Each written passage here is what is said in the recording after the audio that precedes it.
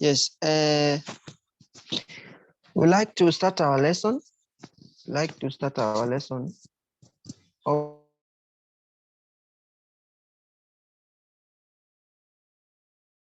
are welcome for the lesson, and let's review on what we did in our previous lesson. In our previous lesson, we looked on we are on hydrogen, water, and hydrogen, and especially we did much on comes to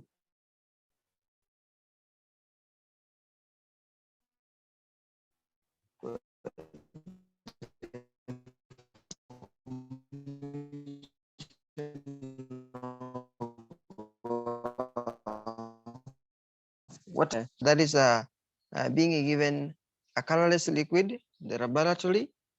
How will you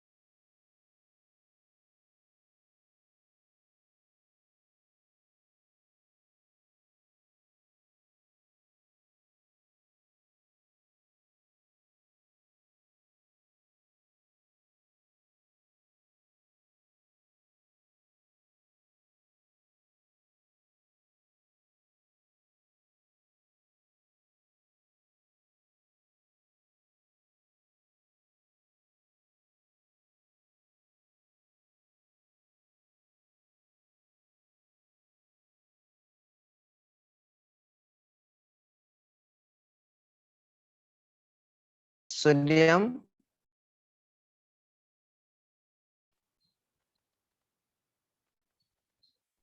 sodium, sodium, whereby sodium it burns, it reacts with water vigorously and producing a hissing sound. Therefore, once it reacts with water, then it darts on the surface of water, meaning once it darts on the surface of water, then it produces a hissing sound. And this hissing sound, that shows that there is production of a gas. There is production of a gas. And therefore, the gas, a hissing sound, actually, it shows that there is a gas. That is, can also say there is effervescence or bubbles. So a hissing sound, effervescence, and bubbles shows that there is production of a gas. Production of a gas. So the question there, we wrote the question that is for sodium. For sodium, you add water. When it reacts with the water, it forms sodium hydroxide, and hydrogen gas is being given out.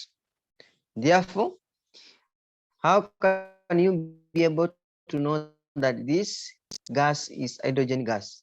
So you do a test for hydrogen gas by introducing a burning sprint, whereby the gas burns with a pop sound, showing that the gas is hydrogen gas. The gas is hydrogen gas. Therefore, sodium hydroxide, that is a basic solution.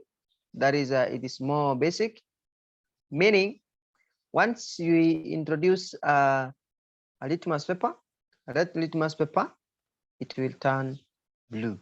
It will turn blue, indicating that the solution is basic or the solution is alkaline.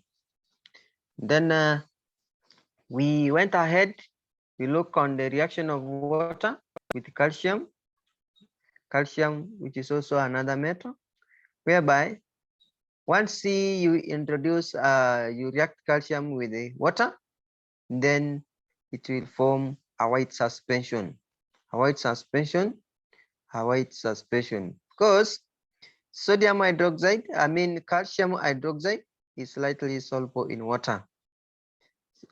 It's soluble in water, and therefore it is alkaline.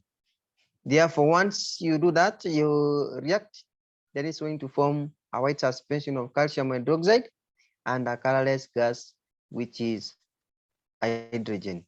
The same thing happens. If you want to test the presence, the gas, you can introduce a burning sprint, whereby it will burn with a pop sound, a pop sound, a pop sound.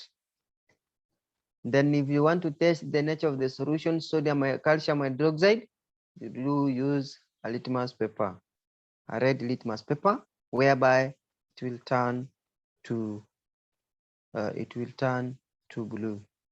to blue. It will turn to blue.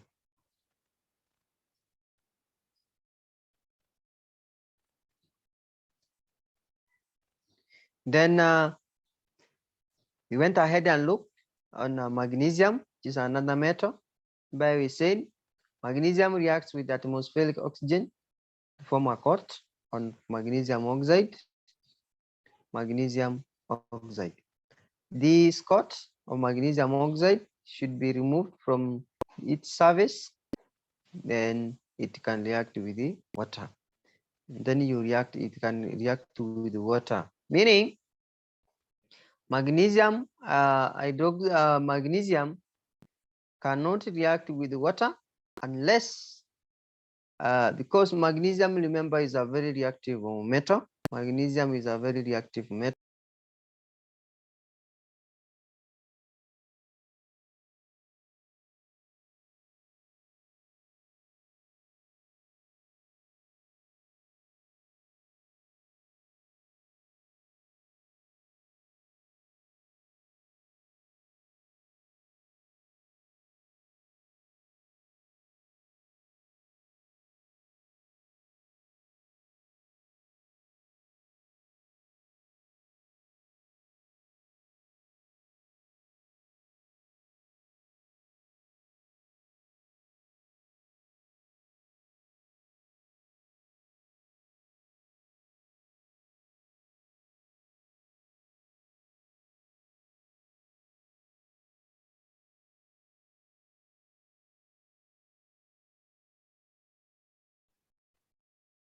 And this coat of magnesium oxide prevents further reaction.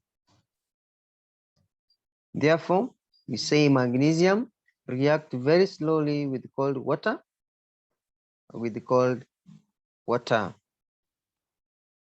Then when it comes now to zinc and iron, zinc and iron do not react with cold water, but they react with steam, Then when it comes now to potassium, potassium is very explosive, meaning it reacts with water vigorously, since and the reaction there is explosive, meaning the reaction explodes, and caution should be taken while carrying out the reaction. Therefore, since the potassium is very reactive, we are so advised to use a small piece of potassium when it comes to conducting an experiment, so that we avoid much explosion. Then the reaction actually from the reaction then produces hydrogen gas. Hydrogen gas is being produced, and the reaction produces a lot of heat, meaning the reaction is exothermic. An exothermic reaction is the type of reaction where heat is being given out to the surrounding,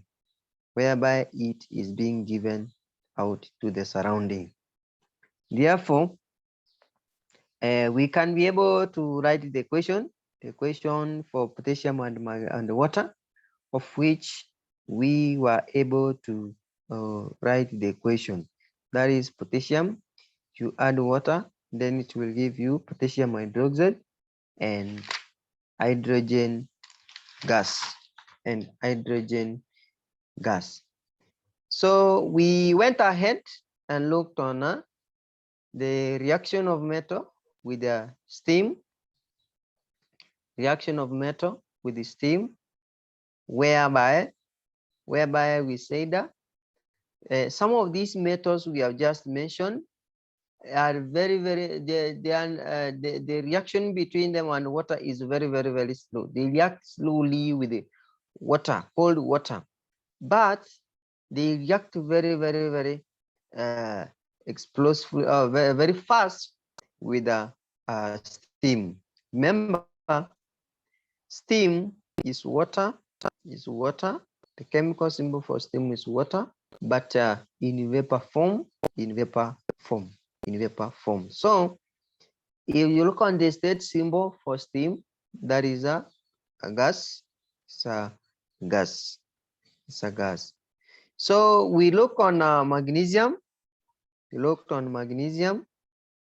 We looked on magnesium. We looked on magnesium. Then once you react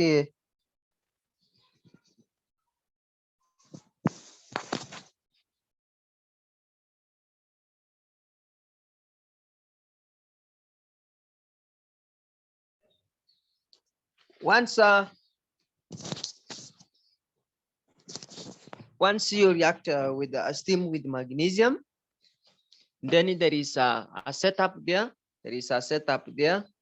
There is a setup there whereby you set the apparatus. You set the apparatus. You set the apparatus. You set the apparatus, and once you set the apparatus, as you as I showed you the other time, and I'm going to share with you the screen. Let me first be the host, and then I can share the screen some minutes. I will share the screen with you some minutes. Then once you set up the apparatus, then you on the other side that is the conversion tube. You put at the end there you put some wet sand. In this case now we are using wet sand. Once you put it there, then you have the magnesium ribbon and magnesium ribbon. Then below it there is a source of heat. Then once you heat there, then a wet sound is going to produce. Wet sound is going to produce steam, which is a steam, and this steam will combine with magnesium ribbon.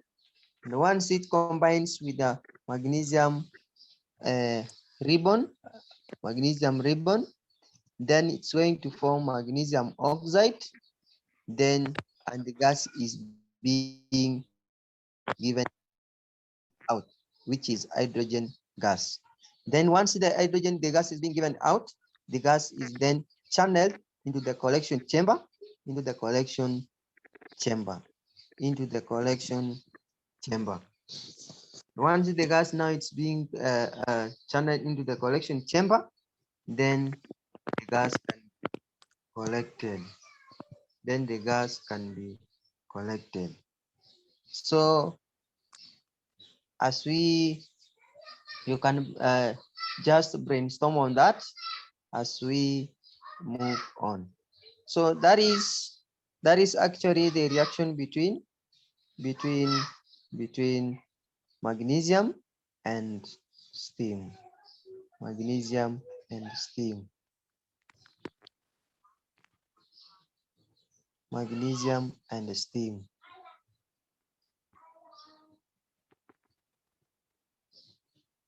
Magnesium and steam. Now, we say when you eat wet sand, it actually generates steam. generates steam.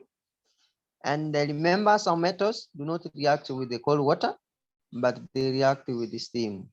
Whereby magnesium, zinc, and iron are the only metals which react with the zinc with the steam. They react with the steam, but the reaction between them and cold water is very slow.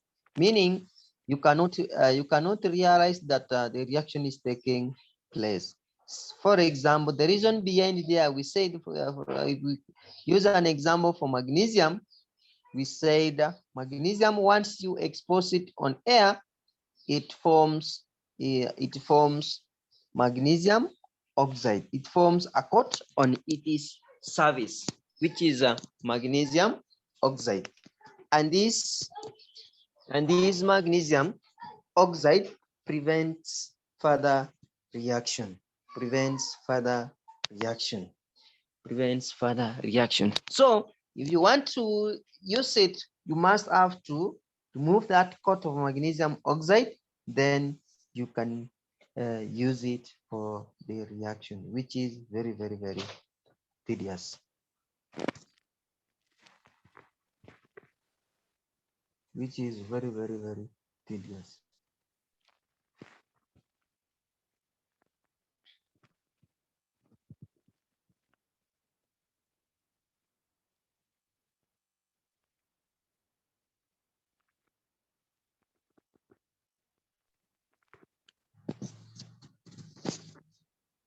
Yes.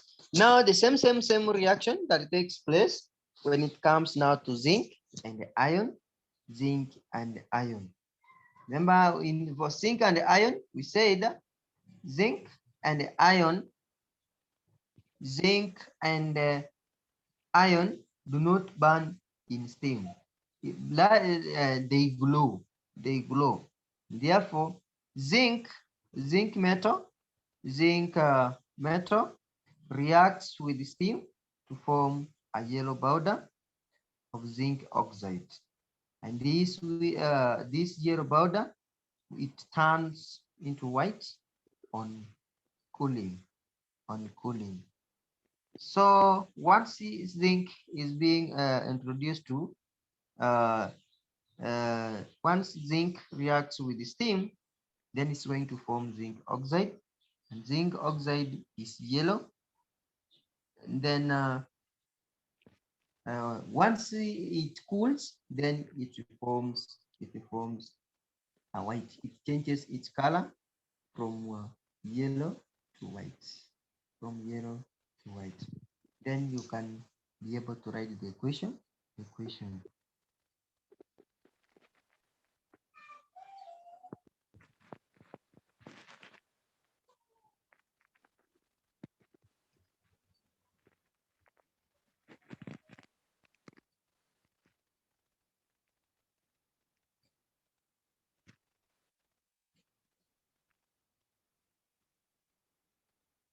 Then that is it. That is it for zinc. For iron, it forms a black residue, or which is a triion tetra oxide and hydrogen gas Huh? Then now let's look on the other metals. We said the other metals like aluminium reacts with steam, but quickly forms a layer of aluminium oxide. And this layer of aluminium oxide, it prevents further reaction. Prevents further reaction, meaning aluminium can react with the water, but aluminium is very reactive with the oxygen. So once you expose it on air, then it will form a coat of magnesium oxide. And this magnesium, or called this coat of magnesium oxide, it prevents further reaction. So aluminium cannot react further with water. Let's look on lead and copper do not react with cold water or steam, meaning lead and copper do not react at all with cold water or steam, So meaning, if you look on their reactivity series with water and steam are very, very, very, very. There is no reaction which takes place in them, in them, in them. So from all the methods we have discussed, we can come up and make a summary whereby we say that potassium is the most reactive. Potassium is the most reactive metal. Then it's followed by sodium, lithium, calcium, magnesium, aluminium, zinc, iron, lead, and copper, and copper, and copper. Now we went ahead on what we are supposed to look on today is hydrogen. We want to look on hydrogen itself. And this hydrogen, our major concern is we look on the laboratory preparation of hydrogen, We discuss there, and that we look on the reagents which are being required for preparation of hydrogen, the setup, how do we set up the apparatus, the apparatus there, and the method of gas correction, and we are going to discuss more on why other reagents cannot be used in preparation for hydrogen gas. Then after that, we can be able to move on to the properties of hydrogen gas, and these properties, we look on the physical properties and chemical properties, chemical properties. And lastly, we look on the uses of hydrogen, Then we can say goodbye to this topic.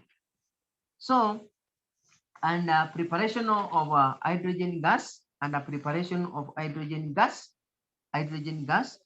Before we look on the preparation of hydrogen gas, we must have to know some basics on hydrogen. Remember, hydrogen is the lightest element. So we are coming to that. Remember, we defined what an element is in some days back. Then this hydrogen, it doesn't occur freely as an element on the Earth's surface, but it exists in combined form.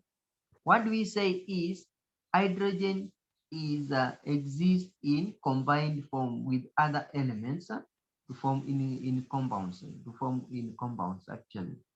So it doesn't exist or it stands on its own. Rather, it exists in combined state with other elements. In other words, the compounds, it actually exists in compounds. For example, if you look on water, water is a compound, and on it contains hydrogen and water.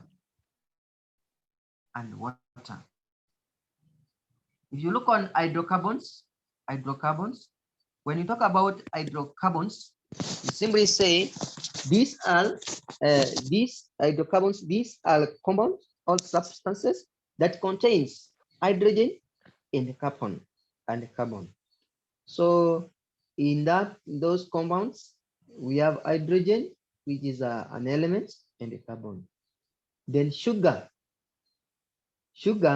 the chemical symbol for sugar, that is C, HO, C, on the other side, that is C6.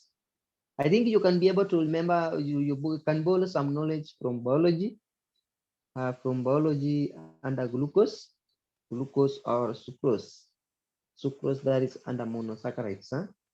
So you can, once you get that, you can be able to see that there is hydrogen in that compound. So in generally, what you are trying to say is hydrogen hydrogen occurs in compounds with other elements, and therefore it cannot exist on its own. On its own. Therefore, therefore we can be able to get hydrogen in those compounds. Then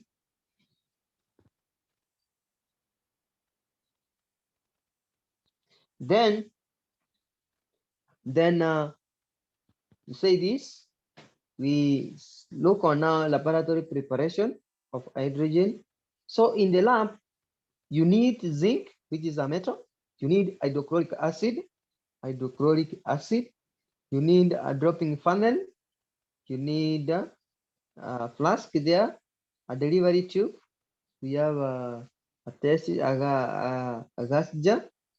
Then we have a beaker and some water there, and some water. So once you set up the apparatus,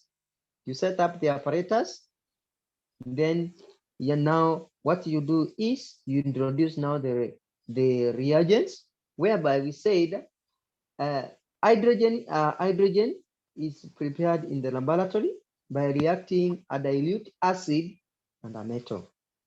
A dilute acid and a metal. Remember, not all the acids can be used during preparation of hydrogen gas, and we are going to give the reasons later.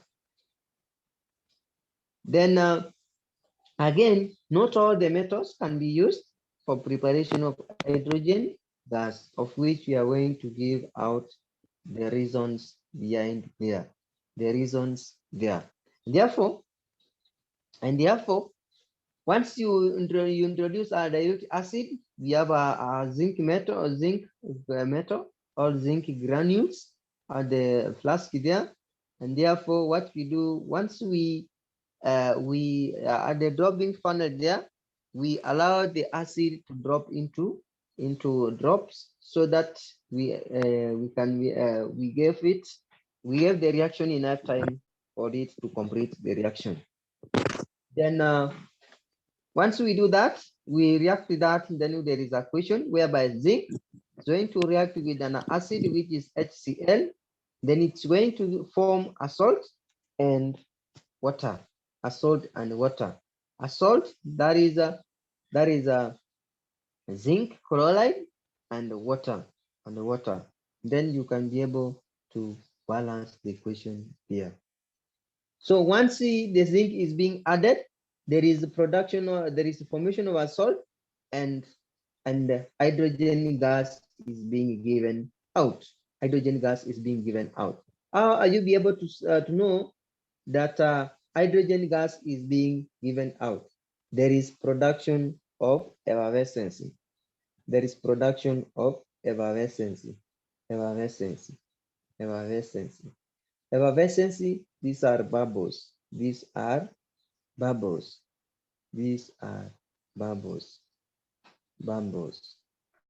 So those are the bubbles that shows that there is production of a gas. In this preparation of hydrogen, if the reaction is very slow, you can use copper 2 sulfate, and this copper 2 sulfate is going to act as to speed up the rate of reaction, meaning copper 2 sulfate is going to act as a catalyst. And we said a catalyst is a substance that speeds up the rate of reaction, and it doesn't take part in the chemical reaction. And therefore, now the hydrogen that we have formed there, the hydrogen that we have collected there, we have formed is moist, meaning it contains some water on it. And therefore, if this hydrogen is being required dry, what are we supposed to do? This is what we are supposed to do. We pass it through anhydrous calcium chloride or concentrated sulfuric acid. So anhydrous calcium chloride or concentrated sulfuric acid is going to act, is going to absorb moisture from the gas. So meaning it is going to act as a drying agent. So anhydrous calcium chloride or concentrated sulfuric acid is being introduced so that it's going to absorb some water from the gas, which is in vapor form, Hence, in the experiment, calcium, anhydrous calcium chloride, and concentrated sulfuric acid acted as a drying agent, drying agent, drying agent. Then in this experiment, nitric acid cannot be used to prepare hydrogen gas because the hydrogen that will be formed there, the hydrogen that will be formed is going to be oxidized to form water, meaning the hydrogen that will be collected there and will combine with atmospheric oxygen and once it combines with atmospheric oxygen, it forms water, and therefore there will be no gas that will be collected. There will be no gas that will be collected. Therefore, it is more advisable not to use nitric acid in preparation of hydrogen gas. The reason behind there, hydrogen will be formed, yes, but this hydrogen will be oxidized to form water. What we mean by oxidized is hydrogen will combine with atmospheric oxygen to form water, and therefore there will be no gas to be collected. However, the nitric acid separates hydrogen with the magnesium metal, meaning meaning there is little amount of hydrogen that will be given out when nitric acid combines with magnesium.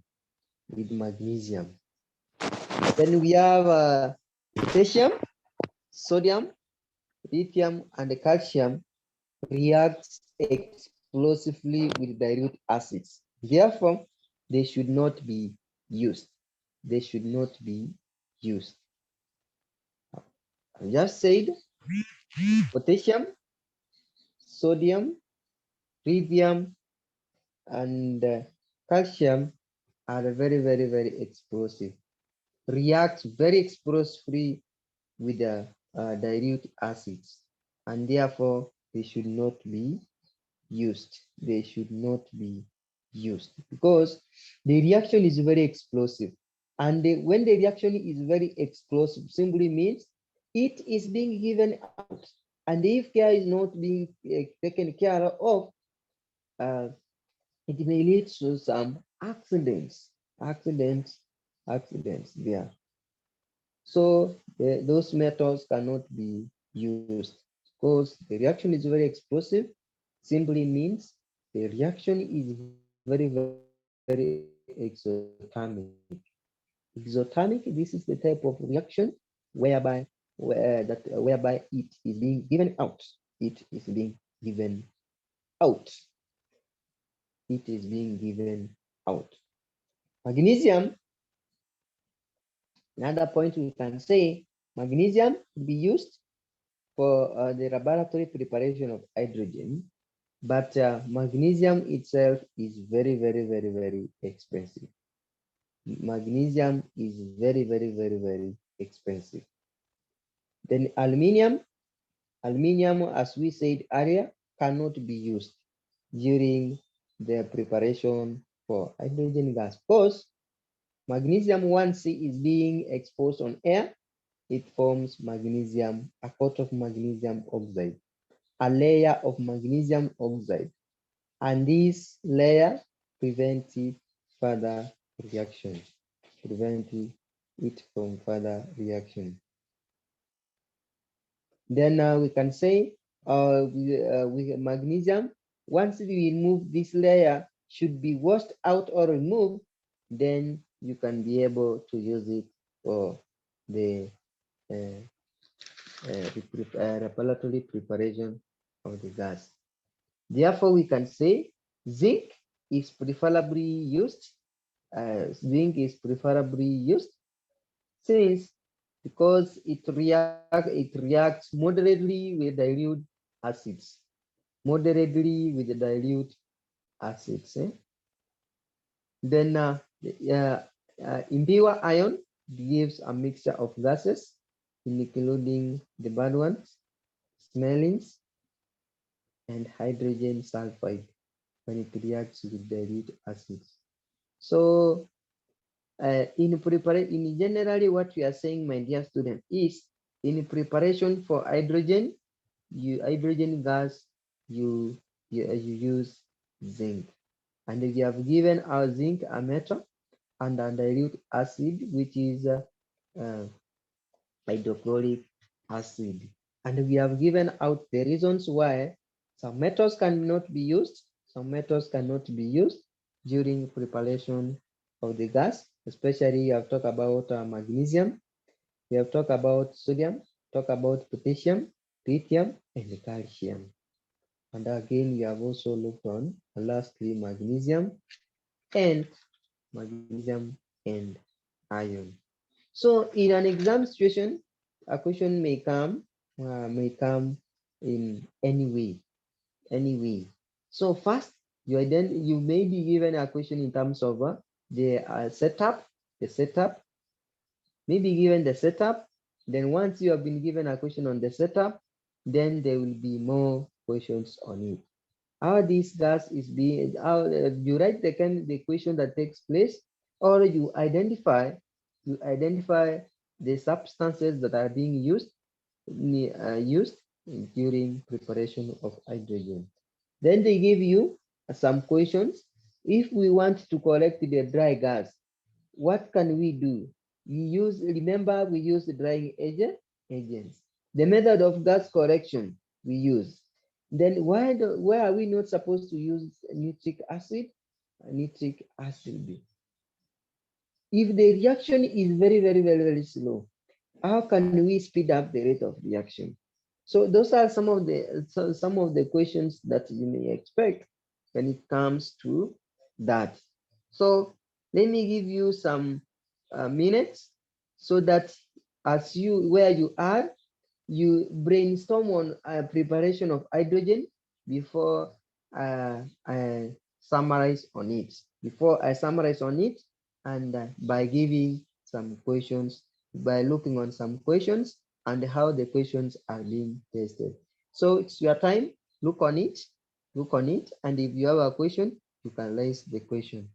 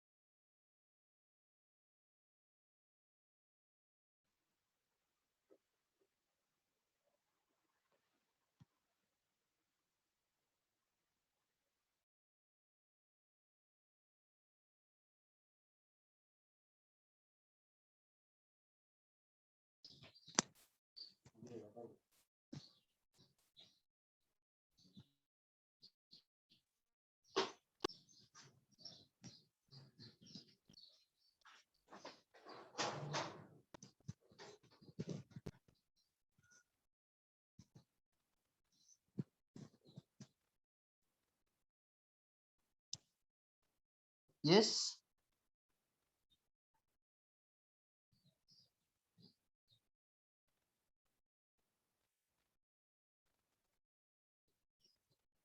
Now, if you have a question, you can ask the question. Hope you are through looking on some possible questions on preparation of hydrogen before I share with you some questions. So mostly the questions are being tested when it comes now. In most cases, the questions are being tested in preparation of laboratory preparation of hydrogen, laboratory preparation of hydrogen. Then we have and some the test for water. If a question has to become, so a question has to be tested, it must be tested in those two areas. In those two areas, then we have also some properties of hydrogen gas, of which we are going to come up with some of them. We are going to come up with some of them. So let me summarize on it. Then let me put some summarize on it. Then we can be able to move on. So in summary, my dear student, in summary, you will be given in an exam situation now. You will be given the setup. You'll be given the setup. You'll be given the setup.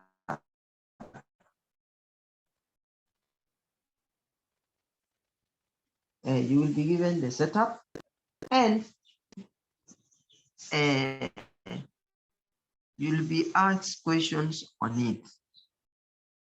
What are some of the questions we expect in that? Where you are seeing the root acid, it may give you substance X. Or they may where you are seeing the zinc is, they may give you substance X, but the other one you are supposed to name. If you look on that, again, instead of hydrochloric acid, which other substance can be used instead of hydrochloric acid? Which other acid can be used instead of hydrochloric acid? So we can use sulfuric acid as our alternative. Then comes to the method to the writing the equation that takes place in the flask, round bottoms flask. The equation, you write the equation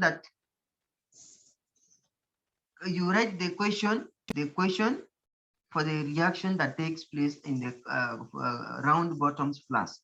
Acid is going to react with the zinc to form zinc chloride, and hydrogen gas is being given out.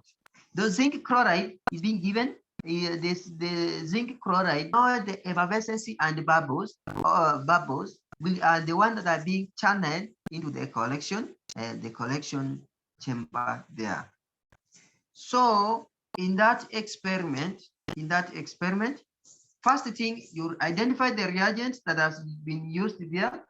You can be able to see there that is a dilute hydrochloric acid. If we cannot use hydrochloric acid, use sulfuric acid. The equation, you write the equation. Now let's move to the other side. The gas that is being given out is hydrogen. How are you be able to test? What they will ask you, identify gas, a colorless gas, identify gas X. Then you are supposed to say it is hydrogen gas. How are you able to test the presence the gas is hydrogen? You use a burning spring. You introduce a burning spring whereby it will burn with a pop sound. burn with a pop sound. Another question. Explain why nitric acid cannot be used in laboratory preparation of hydrogen. You simply say the hydrogen that will be formed will be oxidized to water. Meaning once the hydrogen has been, the gas has been formed there, then the gas will undergo oxidation. Then it forms water. And therefore, no gas will be collected.